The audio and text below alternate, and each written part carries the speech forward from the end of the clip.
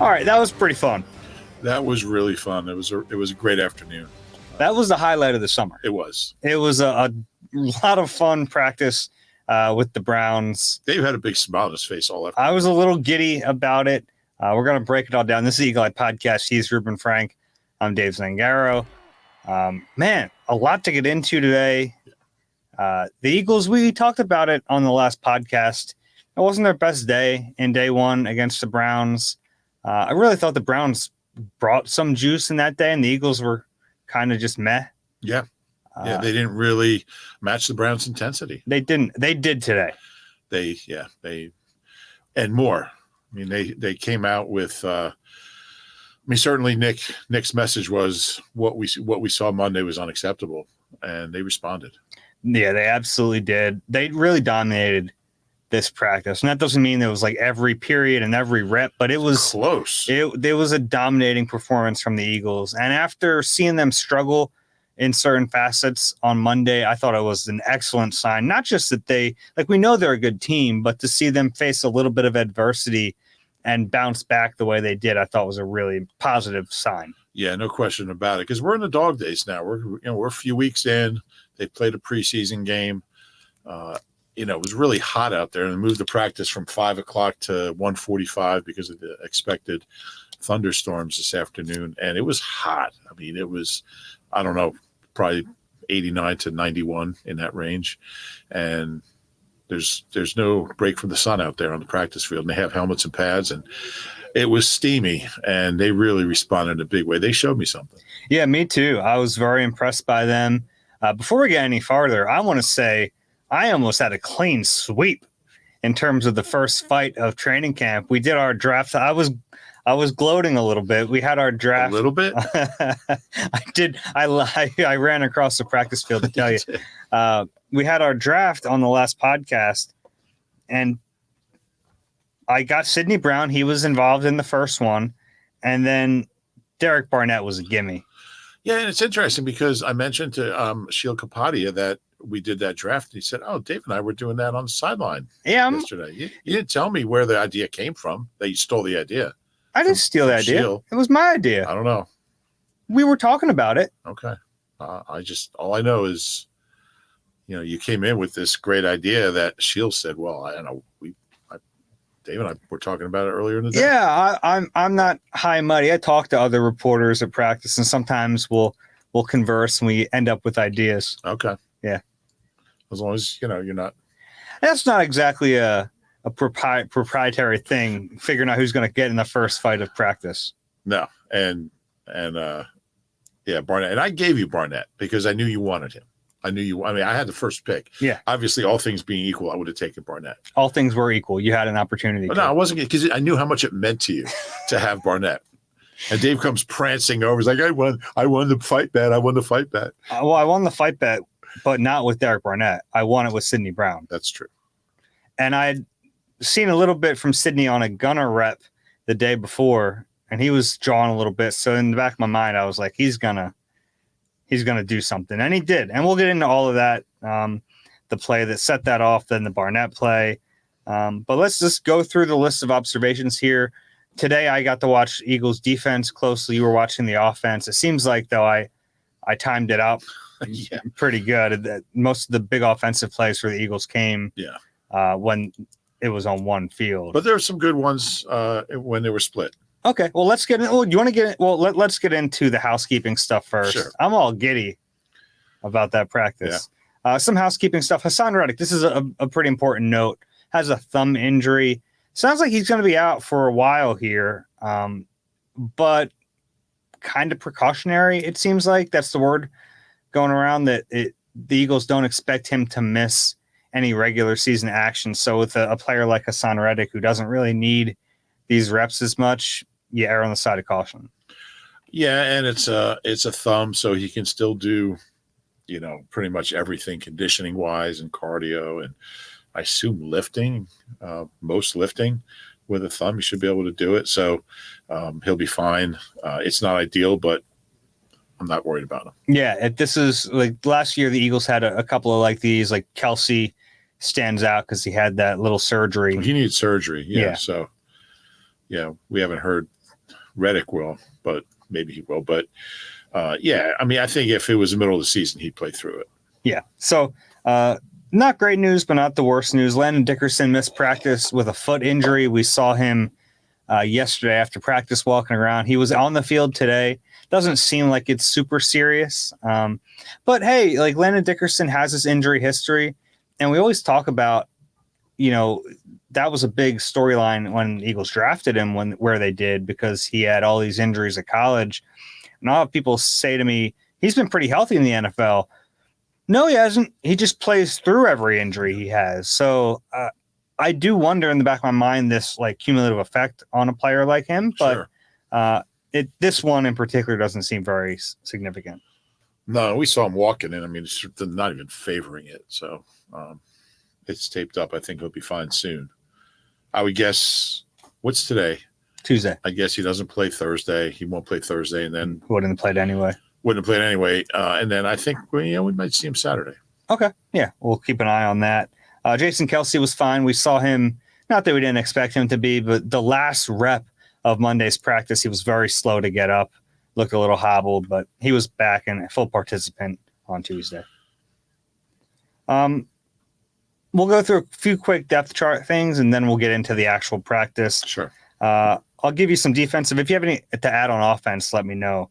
But Sidney Brown got some more snaps at first-team safety, but they were rotating. Even Justin Evans got some first-team snaps. They were rotating quite a bit next to Reed Blankenship. Nakobe Dean and Nicholas Morrow were the first-team linebackers. Then we saw Christian Ellis and then Zach Cunningham, who has now made plays in back-to-back days as a first-team linebacker. That the same guy has taken advantage of. Yeah, kind of deja vu. Then we saw Brandon Graham fill in for Hassan Reddick on the left side of the defensive line. Jalen Carter looked good again with the ones, and Nolan Smith got some time replacing Brandon Graham when BG's not getting a ton of reps out there. Interesting, though, Zach McPherson playing outside corner. He's been primarily slot all summer. We also saw James Bradbury take some in the slot. So I guess just mixing and matching for McPherson, it definitely makes sense. You want to keep his skills sharp outside. You never know. Right. Bradbury's interesting. What do you make of him getting nickel reps? I don't know what to make of it, other than we know Sean Desai likes trying people out in different spots, but I mean, he's an outside corner. Yeah, and if you travel someone, it's normally Slay, and that'll be something interesting to watch if he ever gets nickel reps, because like the Eagles have traveled him before under Jim Schwartz and Jonathan Gannon, but they would never move him into the slot. Right. It was always just side to side. I've always wondered if they would, because some of these receivers, like side to side, you face the Cowboys, and CeeDee Lamb is side to he's side. A slot receiver. Yeah, like Terry McLaurin will play inside. Sure. So yeah, Avante's good, and he also gets hurt a lot. So maybe it's just maybe that's something they're considering. Travel into the slot. Yeah. Then it becomes tricky because but Maddox has played outside. Yeah. But then you have multiple pieces moving around. Yeah. I mean, I don't think we'll see it in the game, but maybe they just want to see what it looks like. Sure. Offensively, Olamide Zaccheaus was a slot receiver again for the most part, filling in for Quez Watkins, who's still out with a hamstring, and Sua Opeta, and then Josh Sills filled in for Dickerson. And it seemed like Sua got a lot more reps than Sills did. Yeah. But yesterday you said you think Sills is ahead of him. Yeah, I don't know. You might be right. I think there's a lot to like about Josh Sills. Yeah.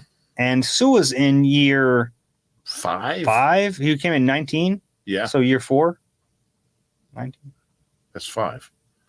5. Jesus. Yeah. Year 5. He's never turned into a starter. He's been like an okay depth player, but they've cut him before. I don't think they're married to Sua Opeta. No.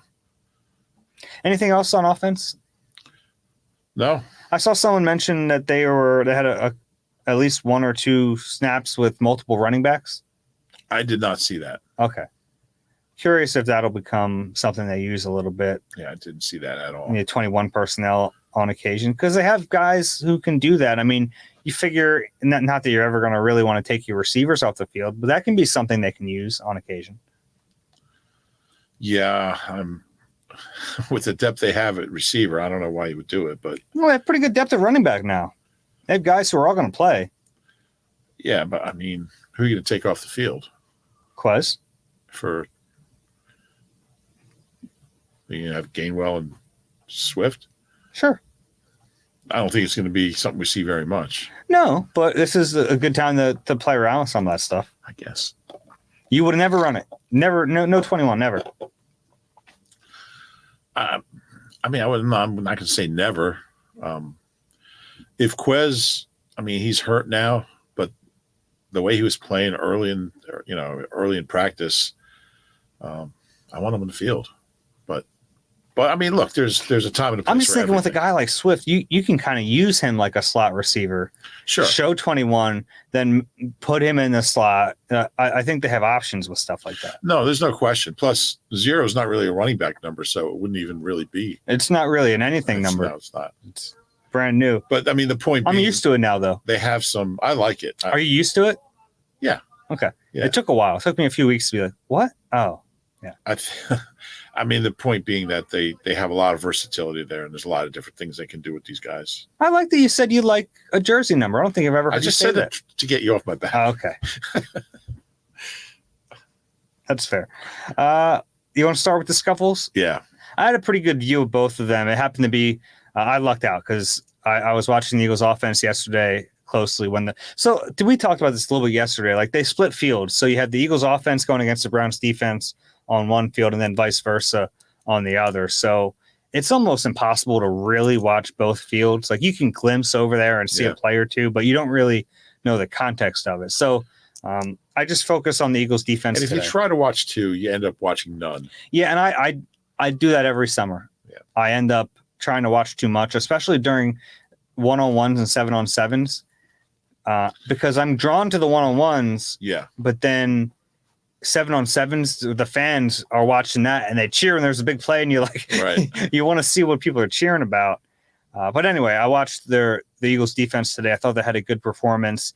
The first scuffle came, and it's very funny because it's the same setup play as you saw yesterday from this first team defense. I appreciate them running it back for me. Zach Cunningham deflects a pass. Reed Blankenship focuses, grabs it. But then on the return, Sidney Brown absolutely wiped out Demetric Felton Jr. It was a huge block.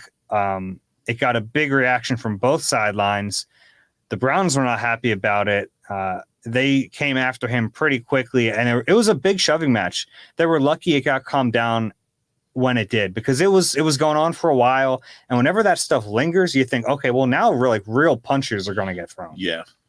Well, it was funny because I was on the other field standing in the corner there with Shield and Zach Berman, and Shield's looking at his phone. He's like, was there a fight? I was like, I didn't see anything. He's like, people were tweeting there was a fight. And he's like, did we miss a fight?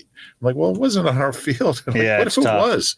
Like, what if it was right in front of us? But no, usually you hear the commotion. We didn't hear any. We totally missed it. Wow. It was going on for maybe 15 seconds. Yeah. Which is a pretty long time. It is. And it was like multiple people because Sidney, it was on the Browns side. Would it have been a clean block in a game? Was it blindside or borderline? It was borderline. I think it was clean. It was a lot for practice. But that's the way he plays. And we saw it a little bit as on a gunner rep on Monday, just physical and aggressive and, up to the line, maybe straddling that line a little bit. And I asked him about that after practice, if his play style has irked people in the past. And he said it probably has, if I'm being honest, but that's the way I remember play. Him saying that. And of course, his brother's a running back. They weren't allowed to take reps against each other in high school because they'd start fighting every time. Yeah. His brother's a running back and he's a safety. And so they just we got to keep them apart. Yeah. Doesn't surprise me because I'm sure Chase has the same mentality. I would think so. Yeah. Yeah. A little bit later, Derek Barnett. Did you like what I wrote in my observations? That was good. Yeah. Presumably perturbed that he wasn't involved in the first fight of training He would camp. take that personally. I think he would. got in a little shoving match with a tight end. He was actually in coverage on the play, which like sometimes these overhang guys are going to end up in coverage, and he actually doesn't look awful when that happens. But they got into it. Some flags were thrown. I think there would probably be offsetting flags in a real game. So before people lose their mind over Barnett getting a personal foul, I think these would have been offsetting. But well, you called him a flag magnet. He is. A flag magnet. That's pretty good. Yeah. That was just a little one. That one wasn't nearly as over the top as the first one. Well, I'm sure none of the defensive coaches mind Sidney. I think they like his playing on the edge. Yeah, and that was before the whistle. You know, his shoving match all happened after the whistle, whereas like Sidney Brown just leveled somebody during a play, and then the other team got mad about it. Right. They were the ones who started that fight. Now maybe they had a reason to take issue because it was a big block in a joint practice where like, but you're not taking care of each other in a joint practice the way. Now, if he had leveled that block against an Eagles player, I think then you'd have a problem with it. Sure. You take care of your own players. Yeah, no question. But in a joint practice, that's a game. Or just about. Yeah. So we mentioned Reed Blankenship. Let's talk about Reed. Yeah, let's talk about him. He had 2 picks today, 3 in 2 days off of Deshaun Watson against the Browns. And 5 in camp this summer. Yeah. And a few of them pretty spectacular plays. Yeah. It's amazing to me that he's having a better summer this year than he did last year. Well, and it's with the ones. Yeah. So I'm kind of blown away by how good he's been and consistently good. He's always in the right place. He's so smart. And I mean, I don't want to get carried away because it's practice and it's preseason. But he's come so far just from last year. And there's going to be a lot of teams out there kind of asking themselves, why didn't we draft this guy? Nobody did. He looks the part. We'll see. You're right. I mean, pump the brakes a little bit, but you know, it's not one day. It's the course of now 12 practices that we've seen, and he makes plays every day. And like normally over the course of like 3 weeks, 4 weeks in training camp, you get a pretty good sense of who these guys are. Yeah. Yeah. If you have a day like he had today, fine. You know, stack them and then it's impressive.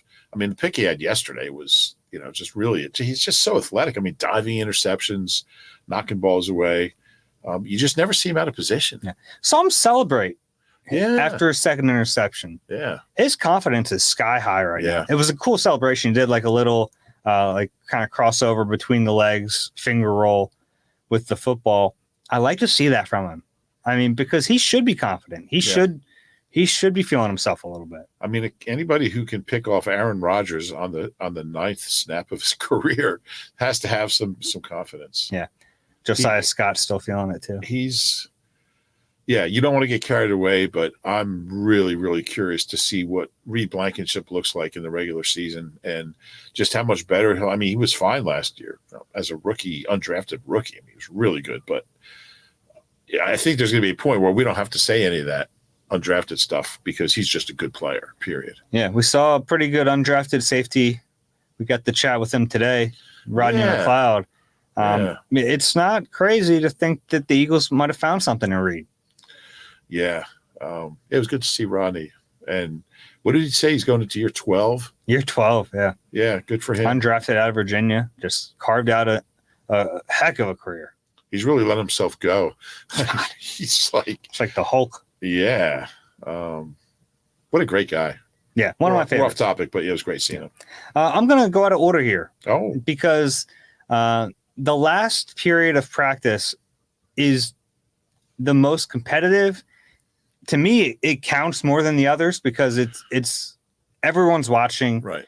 All eyes are on you. Everyone's together on the same field. And the Eagles completely dominated. Yeah. So let's go through it. It was Eagles offense up first against the Browns defense.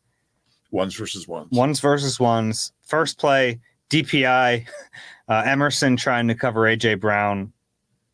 A little foreshadowing there because a few plays later, A.J. just skied over Emerson. Might have been a little push off. Subtle. And I've seen him do that a few times in camp and not get flagged. The full ref crew out there today did not call him for it. He's so subtle because he doesn't extend his arm. Like if you're a receiver, and I'm mimicking it so people who are listening can't see, and you really extend your arm, it's going to be obvious and you're going to get flagged for it. AJ does it at his hip. Before it's a subtle push off at the hip, and it doesn't get called. It's very savvy, and we talk about his savvy a lot now. We should, because those are the types of plays that separate him. Yeah, and he's got the details of the position down. He's so detail oriented, and the things that go into all those great catches are all things that he studied and worked on. Like, he's an incredible talent, but he's taken that talent and really, honed it by just being an incredible studier and film watcher and preparer, and just working on those little techniques, whether it's the late hands or the subtle push off. I mean, he's just really, really savvy with that stuff. And I'll admit, I was probably a little ignorant to that part of his game when the Eagles traded for him. Because we have to see him every day to really appreciate it. Yeah, I just saw this big athletic guy who could make some spectacular catches, and I knew the slant is going to be open all the time. Yeah. But to see the subtlety with which he plays the game, it's really opened my eyes. Yeah. And then they went for two. They went for two both times they scored. Kenny Gainwell with a run up the gut into the end zone. Sometimes with runs in practice, you can't really tell if that was in. Yeah. No question. No, that's true. Yeah. So then the Browns offense gets their crack at the Eagles' first team defense. Josh Sweat in the backfield immediately had a very good day. Did it again. I mean, Jedrick Wills is not a slouch, and he kept beating him. He beat him yesterday quite a bit. Beats him for a sack. Then an overthrow to Amari Cooper. Hey, can I comment on that overthrow? Yeah. Did you watch Cooper after the rep? No, I didn't. He was really frustrated, and he threw his hands up because the ball sailed 6 feet over. It was his a bad head. throw. And I mean, he wasn't open, but he was clearly frustrated. That's the kind of thing you don't see from AJ or Devontae or any of these guys. Yeah. I was AJ on occasion. Yeah, I've never seen him not directed at Jalen. That's true. Yeah, just general frustration. Maybe at the sideline at the coach, but yeah, it was just interesting to note. He was clearly unhappy with that rep. Cooper didn't have a great couple of days here. He didn't. It was fun watching. I mean, he had a couple of plays on Slay yesterday. One notable one early, but Slay shut him down after that. Yeah. So then this period ended with that Blankenship interception in the end zone. This wasn't the one that was tipped. This was he just got in the air and caught it. I want to give credit to Derek Barnett, though, on this interception. He had a great spin move, got in Watson's face, and I think it forced the early throw. Mm-hmm. Got to give, as much as we rag on Barnett sometimes, got to give him credit where credit's due. So that ended with the interception. And the Eagles' second-team offense is up, and it looked shaky. Mariota had just 3 straight incompletions. One of them was really funny. I was standing next to Ashlyn Sullivan, and he had this play where he was running around in the pocket, and he's running full force ahead and tried to weird arm angle throw it across his body, and it hit the ground and roll. And I was like, he's not Patrick Mahomes. It was one of those plays you see Mahomes make, and in his mind, he's it looked like a kid in the backyard pretending to be Patrick Mahomes, and it just doesn't work. Yeah, it was ugly. But he made up for it. He did. That fade ball to Tyree Cleveland, it was a great play by Cleveland. I want to get to that, but perfect pass from Mariota. Perfect throw. And coming right at us, which is always really cool. We were standing in the corner in the back of the end zone. Did you flinch? No. Okay. No, I didn't flinch because I don't flinch. You know what I do? I always have an idea if there are people behind me because I want the exit. I see. I want to know the emergency exit is open for me. I just ignore the ball. I had a ball coming right at me today, an overthrow. It was a Mariota overthrow. And it was just sailing right to me. I just did one little like that and went by me. And it hit an old lady who was standing behind you? Yeah. Well, it hit her stroller first. Yeah, it's funny. If the ball rolls to my feet, I'll pick it up and like underhand it back to the ball boy. I'd really try to avoid any athletic looking play because there's no upside. No, nothing good can come of it. Like the best case scenario is I make a great play on the ball and for a split second everyone goes, hey, nice play, Dave. The downside is if I make a fool of myself and for the next 20 years people bring up, especially if it's on video and it goes viral. Exactly. Yeah. There's the upside. Nothing. It doesn't outweigh it. I was taught at a very young age, actually when I was in college and I was a sports information director at Ohio Wesleyan, I was taught never in any sport, never touch the ball. And I've lived by that. Like if I'm covering a basketball game, or I don't really do that anymore. If the ball, like they're warm-ups, ball bounce, I just let it go. Because I'm not there to be a ball boy. I'm not there to. Yeah, I mean, I will. I'll do that within reason. If it's gonna hit me, I'll just do one of those. Really, yeah. I was covering I was covering a Little League game. It was like a tournament game back when I was at Gloucester. I used to cover that stuff, and a kid hit.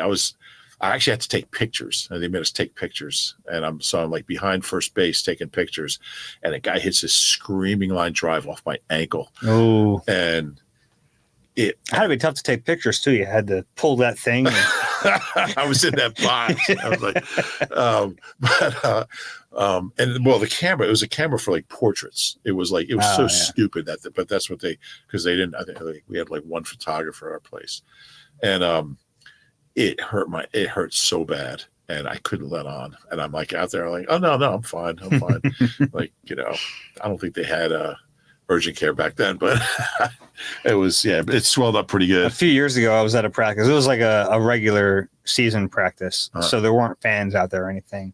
And the ball rolled to me. So I picked it up and I was like waiting for the ball boy I think I've told this before. I was waiting for him to come close to me. Right. And he stopped like 20, 25 yards away from me and put his hand up. And I'm like, no, man, I could throw a ball 25 yards, but I'm cold, man. Yeah. I winged it to him. Yeah. My arm didn't feel great. Yeah. You just can't go cold throwing a ball 25 yards. Yeah. All right. We are way in the weeds here. Yeah. So then Tyree Cleveland leaps up, makes that grab, throws the football up in the air, yells out. What did he say, Rube? I can't say it. He was like 3 feet from us, and it's funny because he's a really quiet kid. He doesn't say much, but he was so fired up, and he screamed a few things, not to anyone in particular. No, just but it was. I don't know if it was the play of the summer, but it was up there. It was up there. It was a great. He got catch. mobbed by his teammates. Just totally mobbed by his teammates, and at this point, the Eagles were dominating that drill, and with each play, they just got more animated, more enthusiastic on the sideline, and it just built up to the final. You know who was into it more than anyone else? Who's that? Devontae Smith. Really? Did you notice that? He was basically in the play. Like everyone else was down the sideline. He was in the red zone. Like he was into it. It was cool to see. Yeah, I did see him yelling at Bradbury when Amari Cooper was. He was covering Amari Cooper, and he yells, double move. Yeah, he did yell that. Yeah, he saw that coming. So that's how that one ended. And then the Browns' second team offense got a chance at redemption. It didn't go great. A few short completions, but then Josh Dobbs tried to get the ball to Cedric Tillman on a fade, and man, Josh Jobe, and it was like the same spot as the Tyree Cleveland play where he made it. It was a fade to Tillman, and Jobe this time went up and got it. Yeah, and Jobe's been really, really good. Slay was talking after practice. He said Jobe's got the worst hands on the team. He says he can't catch anything. He said, I felt like a proud papa after that one. I was like, Jobe, you finally actually caught one. He said he has a lot of pass breakups. Yeah, I think he said there's like a 1% chance that he's actually going to catch the ball. That's why he plays corner, right? But Jobe's had a really, really good summer. Yeah. I don't have a ton. So that was the most competitive period. How about, do I have anything else? Jalen Carter had a great rep against Joel Bitonio. Put him on his butt, which is, that's an all-pro guard. Yeah. That was the only other thing I really had from the Eagles defense. Did you see anything offense-wise that was worth noting? Well, I think you were over there for that play, the Jalen play to AJ in the right in the end zone when he kind of it was one of those like pointing, just I mean the level of communication between those two. I don't know what exactly he's pointing to or where he's pointing to tell him to go or what the communication is, but it was a pretty electric snap on that one. Yeah.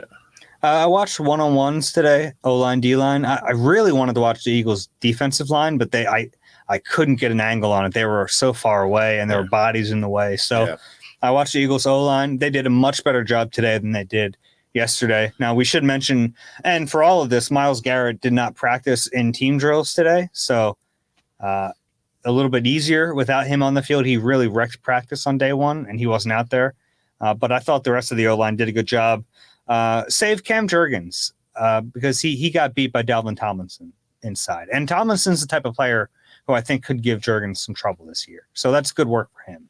Yeah, I mean, Tomlinson's 330. Yeah. Yeah. Pretty big dude. Yeah. Powerful, strong, which that obviously isn't going to be Jurgens' strength. No pun intended. Okay. Anything else from practice? You mentioned Lane's rep against Zadarius Smith was pretty good. He just shut him down for 2 days. Well, he's a good player. Zadarius is. He's a very good player. No slouch on the other side of Myles Garrett.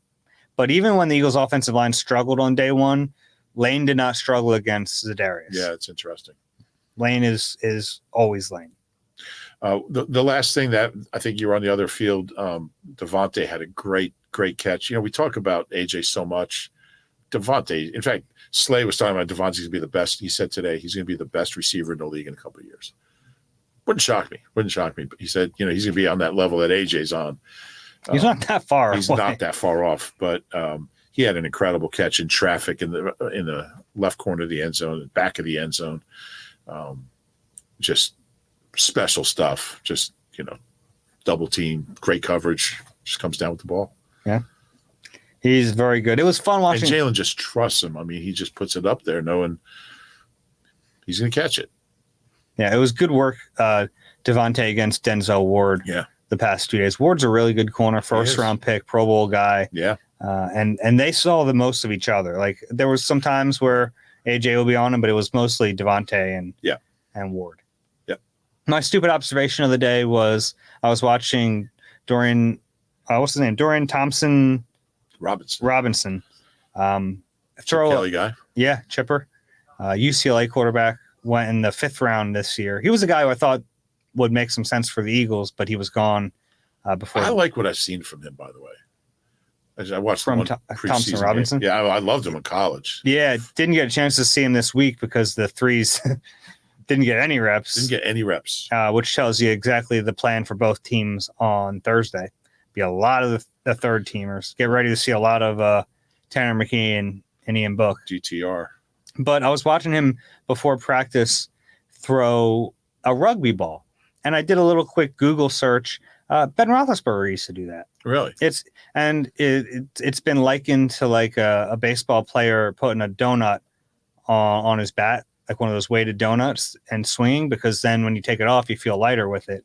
And it's supposed to be the same effect with the rugby ball. I never thought of those donuts as being weighted. I mean, how could they not be weighted? What are they saying? Like they don't weigh anything. But I never liked those when I played baseball. Never liked those donuts. Well, they said donuts, you were excited, and then they handed you that thing. What the heck? What the heck is this? That's funny. Catch all the sports action and more at Rivers Casino Philadelphia. Whether it's the money line or the pass line, there's something for everyone in a great sports book. Rivers Casino Philadelphia. Philly loves a winner. Gambling problem? Call 1-800-GAMBLER. Let's talk to Nick Sirianni before practice. He would not tell us if the starters are playing on Thursday night. The intrigue at all-time highs right now. They haven't decided yet. They don't have to decide yet. What do you think, Rube? How much do we see Jalen Hurts and the starters on Thursday? I think they'll play the whole game. I think they will be in uniform, and they'll go through warm-ups, and then they will watch their backups play. Yep. No, the game was today and yesterday. Mm-hmm. Anything else from Nick? No. Okay. How about after practice? It was a good day after practice. I thought so. Good chat with Slay. Long talk. He's so funny. And then you read the quotes and they're like, but just to hear him say them. So I would watch as much Slay as you can because he's a trip. He said, like I said, I told Devontae it's not going to be too much longer. We're all going to be saying Smitty's the best receiver in the league for sure. Not going to be too much longer. He's got that type of ability to be that type of guy. Yeah, I don't disagree. A big topic with everybody was just the nature of the practice and how they bounced back. Kelsey called it a wake-up call, yesterday's practice. And they all talked about it. Even Tyree Cleveland said, this is a championship type team, and that was not a championship type performance. It's interesting. He was with the Broncos all last year. The season ends, and Eagles signed him just before the Giants game. A couple of days, he said, I'm on this losing team. All of a sudden, I'm at the Super Bowl. Yeah, he said, on the most dysfunctional team ever. Yeah, or one of them. Yeah, but he's he's really good. That's a little off topic, but he just talked about how much it helped him to be here at the end of last year on the practice squad and get a comfort level. And so coming into OTAs and training camp, he kind of felt a little more comfortable than if he just signed this offseason. I want to get back to the stuff about practice and what guys said about the wake-up call. Yeah. Jalen Hurts' answer to my question about it was hilarious to me.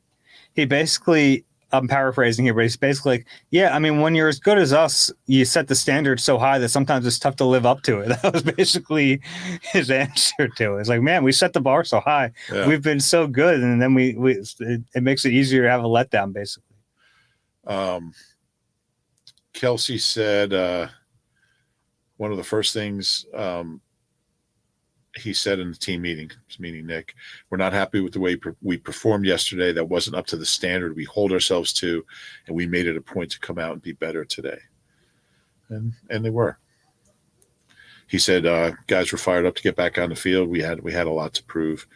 I was impressed with the way they bounced back, and they all said that they all echoed the same type of thing. Everyone I talked to was. Reed didn't talk today, Blankenship. It was not his turn to speak to us. We were not allowed to speak to him, but he still ran off the field and saw me and just said, that was a lot better, wasn't it? I'm probably not allowed to quote him. I'll probably get arrested if I do. But yeah, they were all proud of the product they put out, the intensity, and it was a good day. Yeah. Sidney Brown is a quote machine. So is Kayvon, by the way. Oh my goodness. Mm-hmm. All the safeties. Wow. Not Terrell Edmonds. No. Well, he has nothing to really talk about. Reed's okay. As a quote. Reed's not bad. Yeah. And he's going to get better. Sidney Brown, though, just about his play style, because it was in full effect today and we saw the game, and he just goes full force all the time. He talked today and he said his mindset is to be a feared player. I get that. Yeah. You see that. I mean, that is him. And it's tough to be that player in this NFL because you can't just be that. Right. Like, you can't just be a hard-hitting safety. Those guys don't exist anymore who are just hard hitters and don't do anything else. Right. You have to have skill. And Sidney has an intriguing combination of skill and toughness and ferocity. I worry about, he's not the biggest guy. And, we've seen Avante unable to stay healthy because of the way he plays the game at that size. But he's built significantly better than like Avante. Avante is a little frailer. Yeah, I guess. But I still, he's not like Reed. Reed is, even Kayvon is, maybe he'll grow into his frame a little more. But I disagree with that. I think Sidney's just as built and thick as Reed or Kayvon. Yeah, I guess I just don't see it, but I love the way he plays, and if he can stay healthy, I'm starting to think he's got a shot at that job. I do too, and I don't know if I'll have enough time to get there by week 1. Right. But it's not like these other guys are so far ahead. Like Kayvon has played really well, but I still don't know if ideally Kayvon's an every down player. Right. So, and like Edmonds has been okay, and maybe he gets just the nod because he's the veteran. They can trust him. I think the baseline for Edmonds is higher, but the ceiling is way higher for Sidney Brown. Yeah. I think there might be some growing pains if he's out there week 1 as a starter, honestly. Yeah. Because I think the way he plays, he's probably going to give up a play or two. Yeah, I'm sure that's true of Kayvon too. I mean, that's, but yeah. He said he was surprised how far he's come this year, Kayvon. It was interesting. He said, he said things just, it's his 4th year. He said things just clicked this year. The game slowed down and it just took me a while. He said, I didn't start in high school till I was a senior. I didn't start in college till I was a junior. He said, it just, it just clicked this year. I don't know what they're going to do with him. I still think Sidney has a better chance to be the opening day starter than Kayvon, but he's having a good camp. You can find a role for him. I think so. He should be a really good special teamer.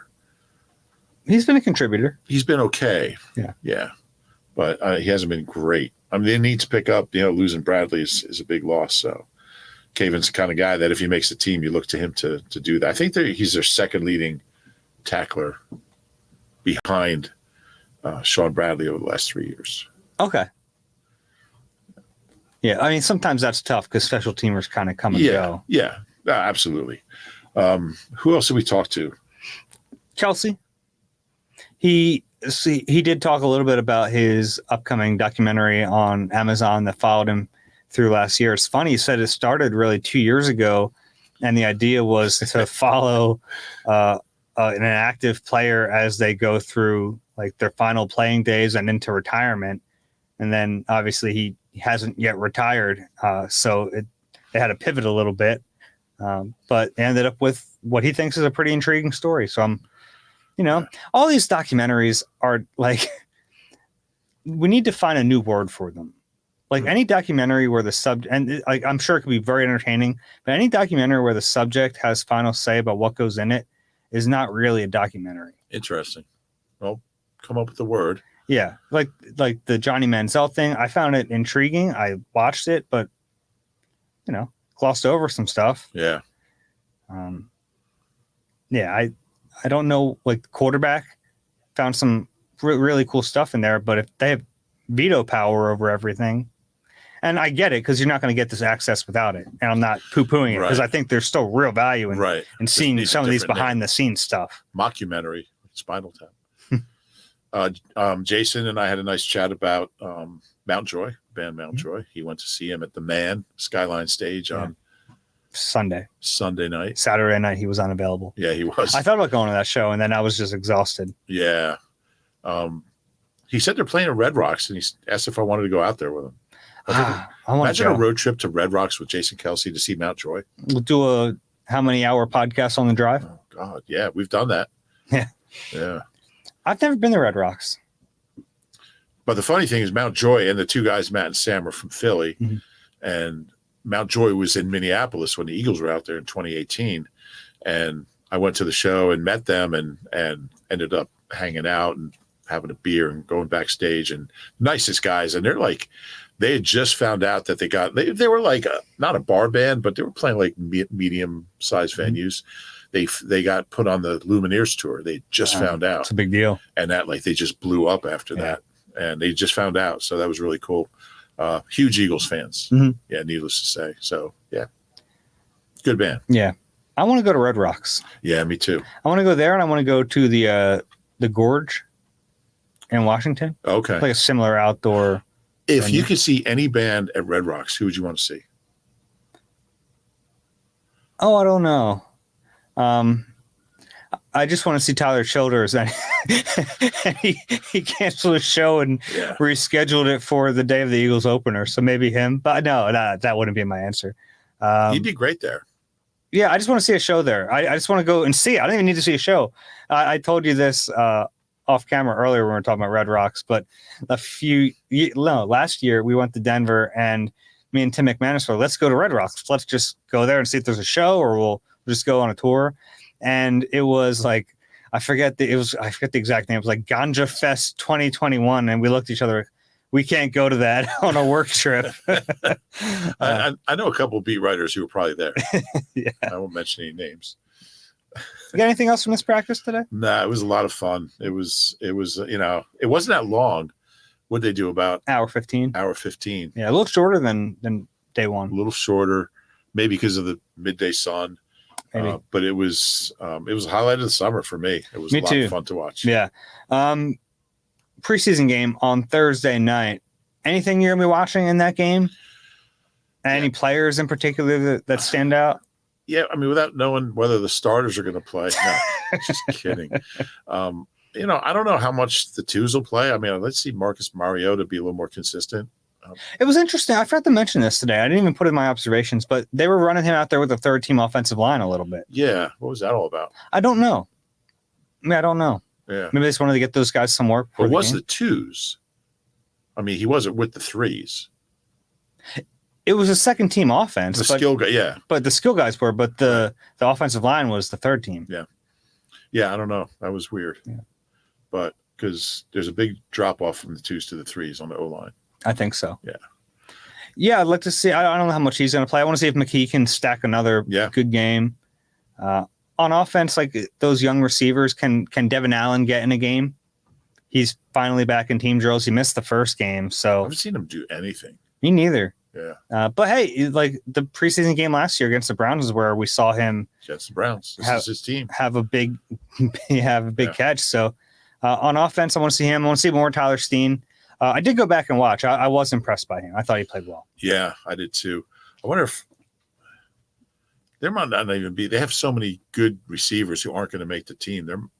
Devin Allen, he might not even be on the practice squad. Because I don't know how many spots. Like, was he 30? He's 30. And he might want to just pursue track at this point. Like I tried it. I mean, what are the odds he's gonna? I mean, you look at their wide receivers. He's like on the 12th team. He's like their 12th best receiver. And I'm the track guy, but I'm just being realistic. Yeah. Anyway, how about defense? I don't think we'll see much of Jalen Carter. He only played 2 snaps in that. I mean, the safeties are the most intriguing to me. See if Sidney can have a repeat performance. Yeah. He talked a little bit. He had to catch himself because he was asked about what he saw from himself in the game. And he's like, I probably need to slow down a little. Well, not slow down, but temper it a little bit. Right. He's like, maybe have some better angles because he was just like over the top aggressive and just flying around, which is like great and it's fun, but sometimes you just got to make a good form. Game 2, be a little more disciplined. Yeah. Discipline. That's the right word. Yeah. We'll see maybe some more of those young corners, see flashes. Sure. They had good showing. And the linebackers are going to play. Like we're going to see, we probably won't see Nakobe, but I think we'll see the other guys fighting for that spot a little bit. I'd love to see Nakobe play. I would too. I don't think it's going to happen. I don't think it's going to happen, but I think it should. I think he needs it. I kind of agree with you. Yeah. All right. You want to wrap this up? Yeah. We'll have a late night pod on Thursday after the game. So stay up late for that one. And that's it. For Rube, I'm Dave. This has been Eagle Eye. If you enjoy the podcast, please rate, subscribe wherever you get your pods. If you're watching on YouTube, click the like button, subscribe there as well. We'll talk to you soon.